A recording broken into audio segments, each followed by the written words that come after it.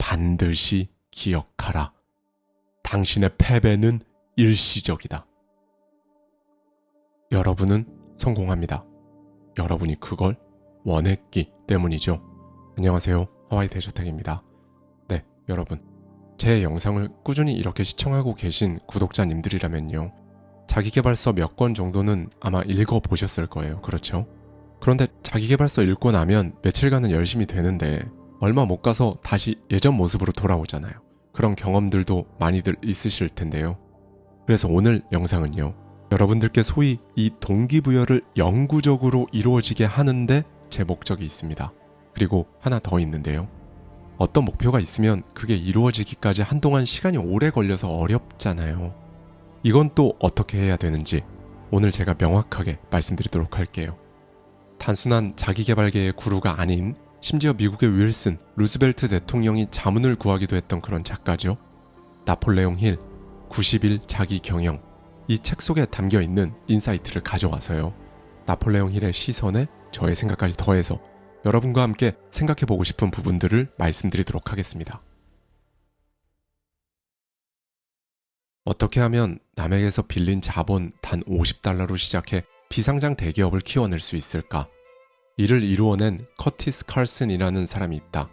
칼슨은 자신이 어디로 가는지 알고 그곳에 도달하는 방법을 계획함으로써 비상장 대기업을 일굴 수 있었다. 이 덕분에 칼슨은 미국에서 손꼽히는 부유한 기업가가 되었다. 현재 칼슨은 미네아폴리스에 본사를 둔 칼슨 컴퍼니의 회장 겸 CEO고 이 회사는 수많은 호텔과 리조트들 그리고 우리에게도 익숙한 TGI, 프라이데이 등 여러 개의 레스토랑 체인을 보유하고 있다. 칼슨은 말한다. 사업을 시작했을 때 저는 작은 종이에 궁극적인 목표를 적었습니다. 그리고 그 종이를 접어서 거기 도달할 때까지 가지고 다녔어요. 종이는 때묻고 닳았고 제가 목표에 도달했을 때는 귀퉁이가 찢어져 있었습니다. 그때 적은 목표를 달성하고 난 뒤 저는 새로운 목표를 적었고 또 그 종이를 가지고 다녔어요. 목표를 적은 종이를 항상 가지고 다닌 덕에 저에게는 목표가 있다는 걸 스스로 늘 알 수 있었죠. 목표는 저의 일부가 되었습니다. 목표가 종이에 적혀 있었기 때문에 제 마음에도 단단히 남았습니다. 생각을 명확하게 하는데 도움이 되었고요. 결정을 내리기가 쉬워졌습니다. 정해진 목표가 있으면 지금 내가 하는 이 결정이 목표를 향해 갈지 아니면 목표에서 벗어날지 빨리 평가할 수 있으니까요. 칼슨이 회사를 처음 시작했을 때 최초의 목표는 일주일에 10만 원을 버는 것이었다. 칼슨에 따르면 그 목표를 적었던 작은 종이는 자신을 움직이게 하는 깃발이었다고 한다. 이후 칼슨은 회사를 확장해 나가며 5개년 계획을 바탕으로 5년마다 회사 매출을 2배로 늘리는 것을 목표로 삼았다. 이 목표를 달성하기 위해 회사 내 직원들은 매출을 적어도 연간 15%씩 늘리는 것을 목표로 삼았다. 칼슨은 50년도 더 전에 채택했던 간단한 공식을 여전히 똑같이 사용한다. 칼슨의 공식은 다음과 같다. 1. 목표를 달성하기 위한 명확한 시간표를 정한다. 2. 장애물은 목표에서 눈을 떼는 순간 보일 것이다. 3. 목표를 다른 사람에게 알린다. 목표를 혼자 간직하면 포기하기 쉽다. 4. 목표를 작게 쪼갠다. 그렇다. 목표를 작게 쪼개라. 이렇게 쪼갠 작은 목표를 다 더하면 궁극적인 목표에 도달한다. 예를 들어 내년에는 월별 목표를 상세히 정해보라. 칼슨은 이러한 공식을 활용해 지난 40년간 1년에 연평균 33%라는 놀라운 실적으로 회사를 성장시킬 수 있었다. 1990년대 초반 경기 불황이 닥쳐왔을 때 다른 기업들은 경제 상황을 탓했지만 칼슨은 직원들에게 이렇게 말했다. 경기 불황은 걱정하지 마세요. 세상에 비즈니스 기회는 엄청나게 많습니다. 그러니 매출 문제를 시장 탓으로 돌리지 맙시다. 제발 당신의 미래를 선명하게 그려라. 목표를 달성하기 위한 계획이 없다면 그건 진짜 사는 것이 아니라 그냥 죽지 않았으니까 사는 것과 같다. 목표를 달성하려면 먼저 단기, 중기, 장기에 달성해야 할 구체적인 계획이 필요하다. 예를 들어 사내 최고의 영업사원이 되는 것이 목표라고 해보자. 단기 목표는 이번 주에 사내 최고의 실적을 올릴 만큼 판매하는 것이다. 중기 목표는 매월 사내에서 최고의 실적을 올리는 영업사원이 되는 것이다. 장기 목표는 올해 사내 최고의 실적을 올리는 영업사원이 되는 것과 앞으로 매년 이 과정을 반복하고 개선하는 것이다. 모든 일은 이 각 단계의 목표를 이루기 위한 행동에 집중되어야 한다. 예를 들어 우수한 영업사원은 늘 프레젠테이션 약속을 잡기 위해 연락한 고객들이 총 몇 명이었는지 기록한다. 또한 실제로 성사된 약속, 판매 건수도 꼼꼼히 추적 기록한다. 이 데이터를 바탕으로 평균치를 계산하고 이를 통해 미래의 실적을 예측한다. 영업사원은 곧 목표한 판매 실적을 이루려면 일정 횟수의 연락을 반드시 해야 한다는 것을 깨닫는다.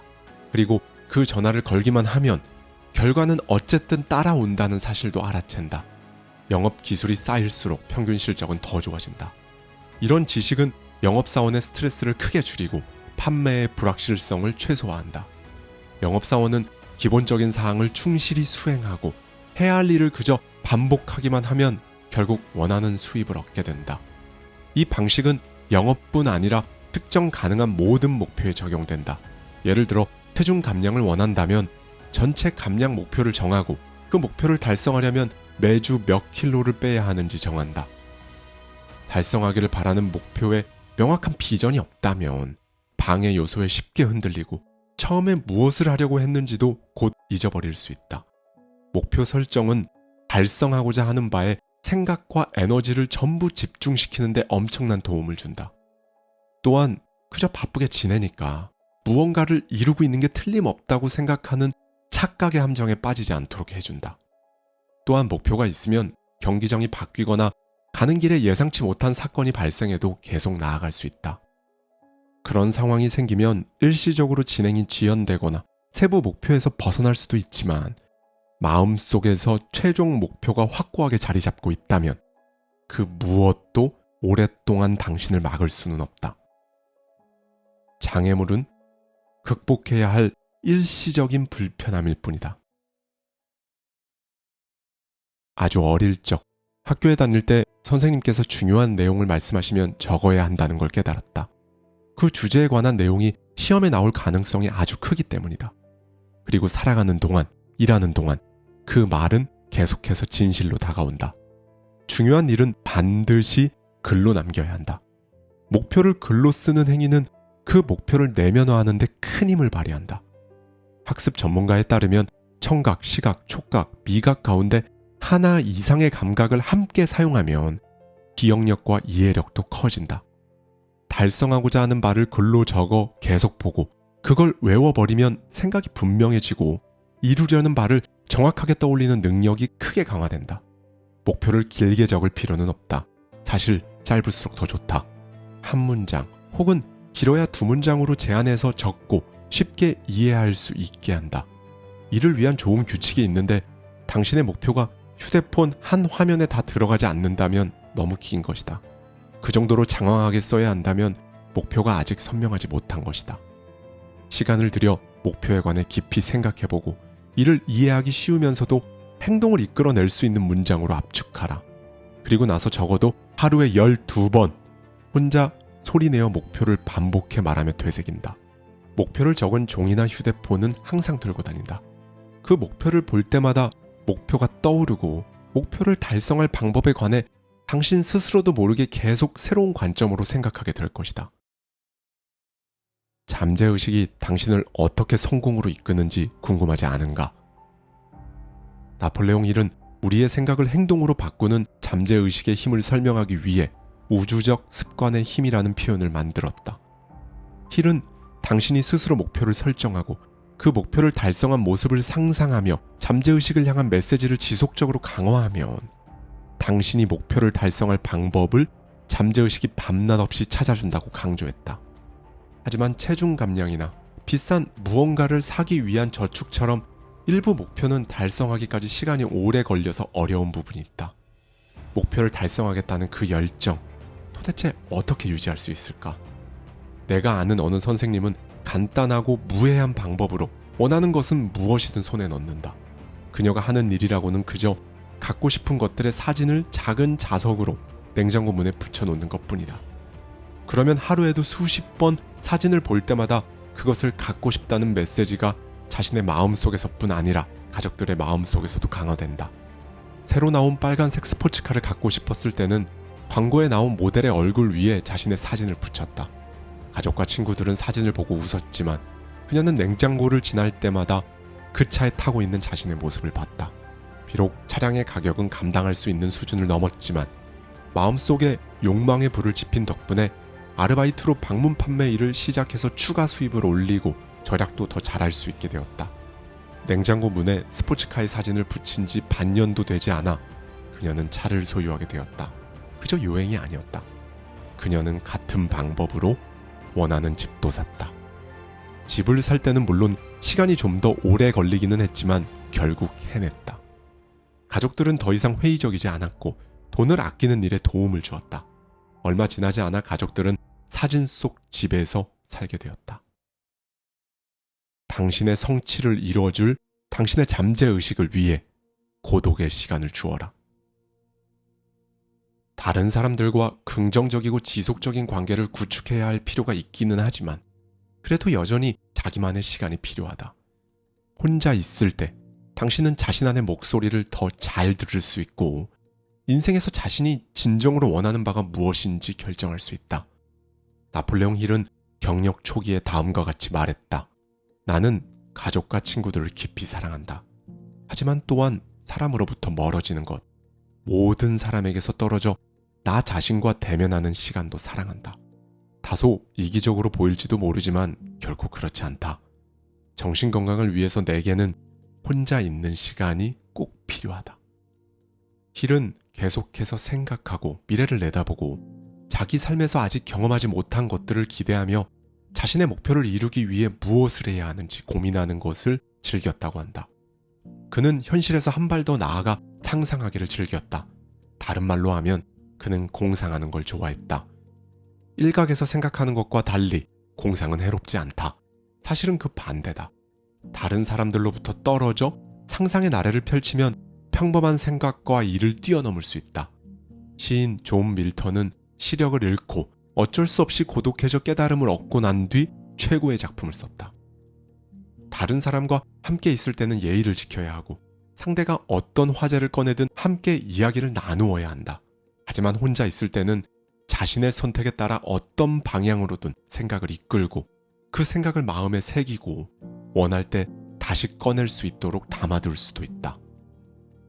요즘 우리는 이를 시각화라 부르지만 결국 이건 역시 크게 보면 공상의 한 종류인 것이다. 그 누구라도 우선 꿈부터 꾸지 않고는 실행하는 사람이 될 수 없다. 위대한 과학자 알베르트 아인슈타인은 광선을 타고 우주를 통과하는 자신의 모습을 상상하고 나서야 상대성 이론을 진정으로 이해했다고 말했다. 광선을 타면 어떤 일이 일어났을지 상상했을 때 그제야 상대성 이론을 증명할 수학 공식을 만들 수 있었다는 것이다. 꿈은 또한 당신이 인생에서 가장 원하는 게 무엇인지를 드러내준다. 요컨대 꿈을 꾸면 위시리스트를 만들 수 있다. 꿈과 마찬가지로 위시리스트는 공간을 전혀 차지하지 않으며 무게도 나가지 않고 실행하지 않으면 아무런 가치도 없다. 하지만 그것에 전념하고 원하는 것을 이루는데 필요한 에너지를 쏟아붓는다면 실현하지 못할 것은 사실상 없다. 물론 원하는 것 중 어떤 것을 실행할지 정하는 게 첫 번째 단계다. 우리는 평생 동안 실현할 수 있는 것보다 더 많은 것을 원할 수 있으므로 무엇보다 실현하고 싶은 것을 하나로 좁혀야 한다. 좋은 연습법은 모든 원하는 것을 다 적어보는 것이다. 스스로를 제한하지 말고 원하는 것은 다 가능하다고 생각하라. 모든 것들을 종이에 다 적은 뒤 중요도에 따라 순위를 정한다. 그러다 보면 어떤 건 더 큰 것을 이루기 위한 발판에 불과하다는 걸 알게 되기도 한다. 선명하게 잘 보이는 곳에 그 목표를 적어두면 선택하기가 훨씬 쉬워진다. 그 다음에는 행동 계획을 세운다.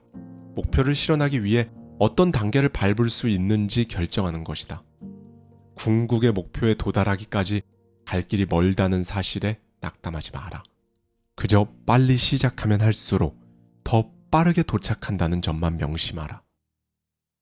목표를 명확하게 하는 것만으로 일이 쉬워진다는 것은 정말 사실일까? 그렇다.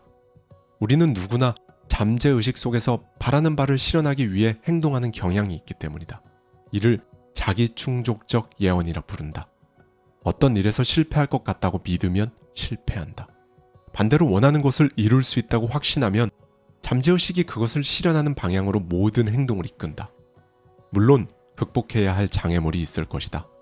하지만 진정으로 실현하고 싶은 것에 집중하면 당신 마음이 대안을 찾아 목표를 달성하기 위해 열심히 일할 것이다. 같은 목표에 이르는 길은 대개 여러 가지다. 목표를 향해 가는 동안 사람들이 이루어질 수 없는 것이라고 말한다고 해도 단념하지 마라. 사람들은 그저 질투하는 것이다. 이유가 무엇이든 누구도 당신이 원하는 것을 빼앗지 못하게 하라. 라이트 형제가 새처럼 날고 싶어 했을 때 사람들은 비웃었다. 교육받은 사람들도 에디슨이 어둠을 정복하려 쏟는 에너지를 시간 낭비라고 했다. 헨리 포드가 대중이 부담할 수 있는 가격의 자동차를 만들겠다고 꿈꾸자 회의론자들은 코웃음 쳤다. 당신이 원하는 것은 분명히 이루어진다. 원하는 걸 이루는데 필요한 불타는 열망과 훌륭한 계획, 그리고 에너지를 갖춘다면 말이다. 무엇보다 지금 당신은 살아야 한다. 만약에 라고 말하면 지금 일어나는 일 혹은 일어날 수 있는 일이 아닌 그랬을지도 모르는 일에 초점을 맞추게 된다. 만약에 1950년대 후반 IBM 주식에 투자했더라면, 만약에 수년 전 집값이 쌀 때 집을 샀더라면, 혹은 만약에 잃어버린 다른 기회를 잡았더라면 하는 식이다. 만약에 라는 말을 아직이라는 말로 대신해보라. 그렇게 하면 과거의 기회를 어떻게 잃었는지 후회하는 대신 지금 가진 기회를 어떻게 잡을 수 있는지를 보게 되기 때문에 성공 확률이 크게 높아진다. 인생을 되돌리기에는 아직 늦지 않았다. 지금까지 얼마나 많은 기회를 잃었든, 나이가 몇 살이든, 지금 어디에 위치하든 아무런 상관이 없다. 어떻게 현재 모습에 이르렀는지 알아보느라 시간을 낭비하지 마라. 대신 원하는 모습이 되려면 어떻게 해야 할지 알아보는데 시간과 에너지를 들여라. 자신의 상황을 천천히 살펴보고 손에 쥔 선택지를 현실적으로 검토하라. 만약 당신이 통제할 수 없는 일을 걱정한다면 비생산적인 것은 물론이고 엄청나게 해로울 것이다. 연구에 따르면 필요 없는 걱정은 정신적 안녕에 그늘을 들일 뿐 아니라 신체적 건강까지 심각하게 위협한다. 반드시 기억하라. 당신의 패배는 일시적이다. 나폴레옹 힐이 이런 말을 한 적이 있다. 실패와 일시적 패배 사이에는 엄청난 차이가 있다. 나폴레옹 힐의 할아버지는 1800년대 말 북캘리포니아에 살며 농부이자 마차 제작자로 일했다. 그는 농지를 개간할 때마다 들판 한가운데 참나무 한 그루쯤을 일부러 남겨두곤 했다. 숲의 보호를 받지 못하고 바람과 비, 햇볕에 그대로 노출된 그 나무는 자연의 거센 힘을 이겨내며 강인하게 자라날 수밖에 없다는 것을 할아버지는 알고 계셨다. 그리고 그런 나무로 마차의 바퀴를 만드셨다. 그렇게 강하게 자란 참나무 목재는 튼튼하고 강했으며 운행할 때 마차에 실은 짐의 무게를 견딜 만큼 내구성이 좋았다. 이 경험은 어린 힐에게 큰 깨달음을 주었다. 그는 강인한 참나무처럼 사람도 시련을 겪을 때 비로소 강해진다는 것을 깨달았다. 누구나 살아가면서 일시적인 장애물과 마주친다. 인생은 좀처럼 계획대로 흘러가지 않는다. 하지만 바로 그 장애물 덕분에 우리는 문제를 해결하고 삶의 고난을 견뎌낼 힘을 얻는다. 가난한 가정에서 태어났지만 엄청난 성공을 거두는 사람이 많은 데는 이유가 있다. 이런 사람은 열심히 하는 법, 영리하게 일하는 법, 인내하며 계속 나아가는 법을 배운다. 그리고 문제가 생기면 해결할 방법을 찾아야 한다는 걸 안다. 누구도 문제를 대신 해결해주지 않는다는 걸 알고 있기 때문이다. 나는 이들을 만나며 알게 되었다. 일시적인 패배는 말 그대로 일시적인 일일 뿐 그 외에 아무것도 아니라는 사실을 말이다. 일시적인 패배는 사실 엄청난 배움의 기회다. 문제는 항상 발생한다. 하지만 문제 속에 기회가 있다.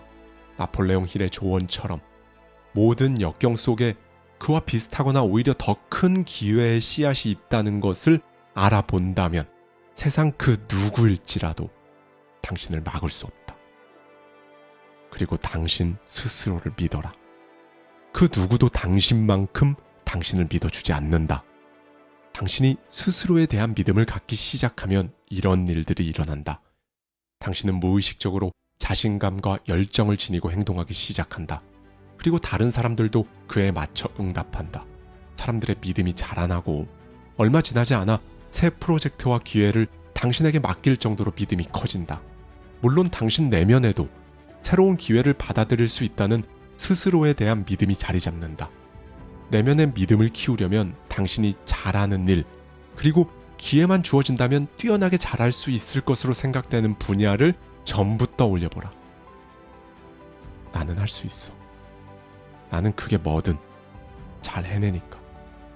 이런 문구를 만들어 아침에 일어나 20번, 밤에 잠자리에 들기 전에 20번, 작게라도 소리를 내어 반복하라.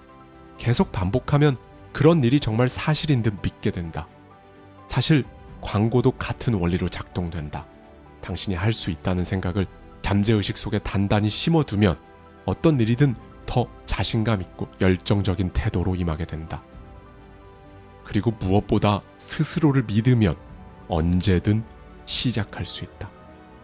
학교에서는 생각을 이끄는 법, 감정을 다스리는 법, 잠재의식의 힘을 과학적으로 발휘하고 컨트롤함으로써 운명을 정하는 법을 당신에게 가르쳐주지 않았다.